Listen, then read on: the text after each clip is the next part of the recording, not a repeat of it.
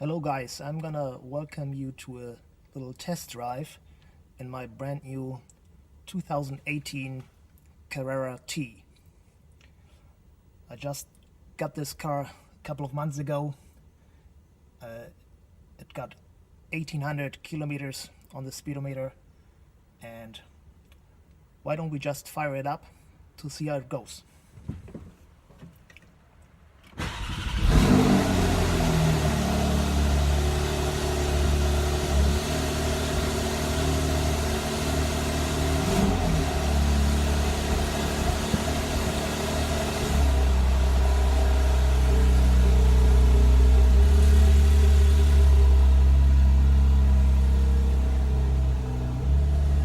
Driving out of my garage, give it a little spin on the road.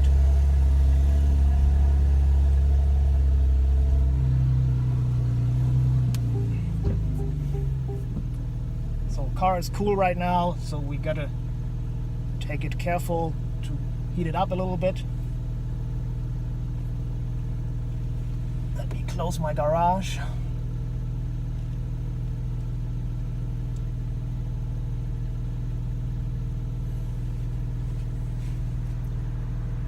Okay, here we go.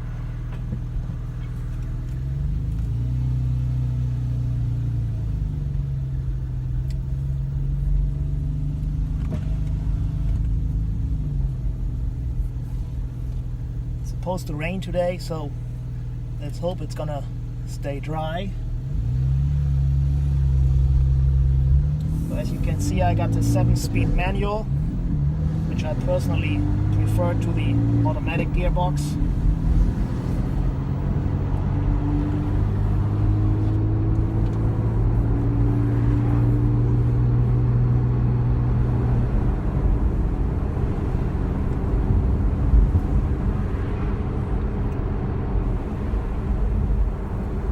So I may tell you a little bit about its spec, and I close the roof here just briefly.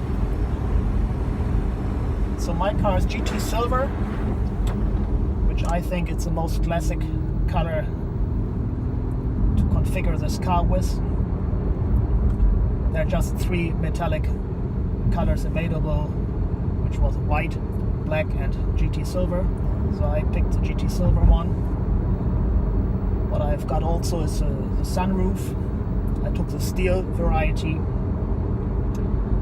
Well, I've got the 7-speed manual, which is standard, no optional cost here. Well, the sport exhaust and sport chrono system with rev matching is standard also.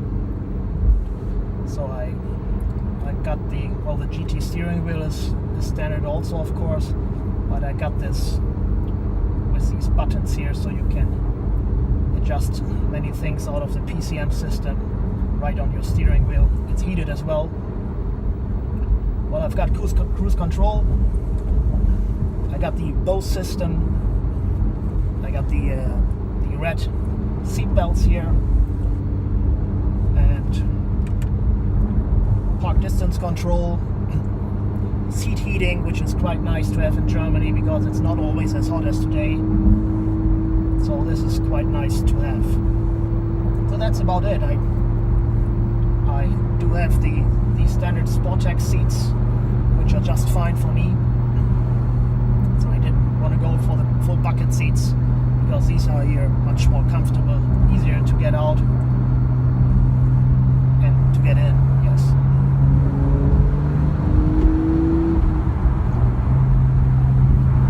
So some technical data which you may already know of.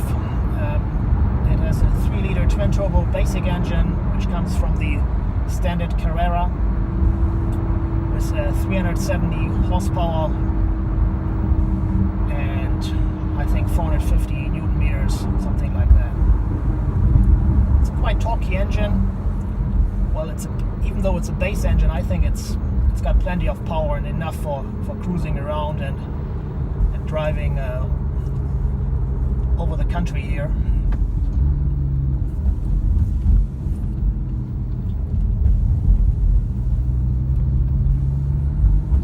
Yeah, this is a 2018 model. I got this in April. It's about 3 months old now. There's 1800 kilometers on the clock, and I'm really pleased with it. It's just a pleasure to drive this car around town and also on the Autobahn, of course. One interesting thing, it's got shorter ratio gear shifts here, so that gives us a slightly better acceleration to the basic Carrera model, and we also have slightly better weight than the basic Carrera.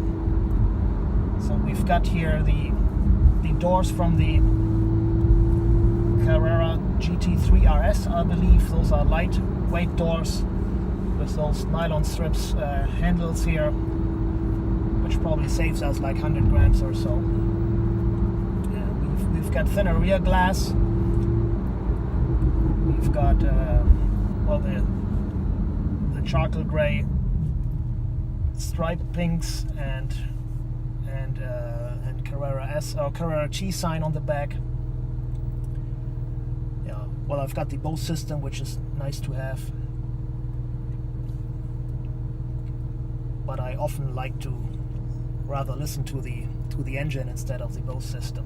Yeah.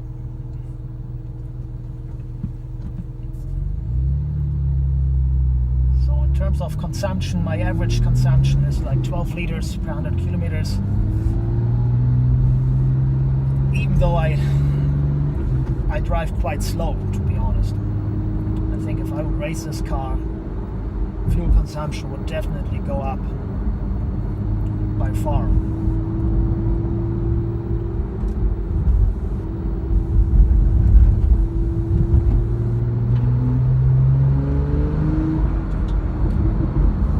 Still not warm yet. The oil temperature right now, 72 degrees.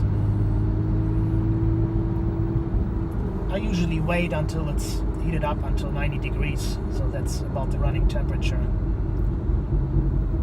before taking some power out of that engine. Well, in combination with the Sport Chrono system, we got this little knob here where you can adjust from normal mode to Sport mode and Sport Plus mode, and individual as well. I usually ride it in Sport mode. Then you have already the rev matching and the open sound of the Sport exhaust.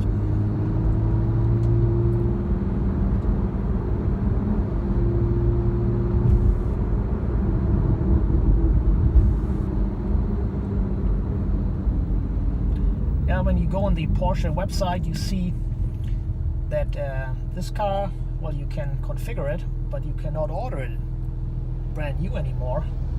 It's due to the upcoming, let's say, pollution law here in Germany, which seems to be quite strict, and I don't think with this particular configuration they're gonna match it. So they have to upgrade the upcoming cars with some additional air filters in the exhaust system. So, and I believe the new cars which are available later this year, they won't be as loud as this one, even though this one I don't think it's too loud.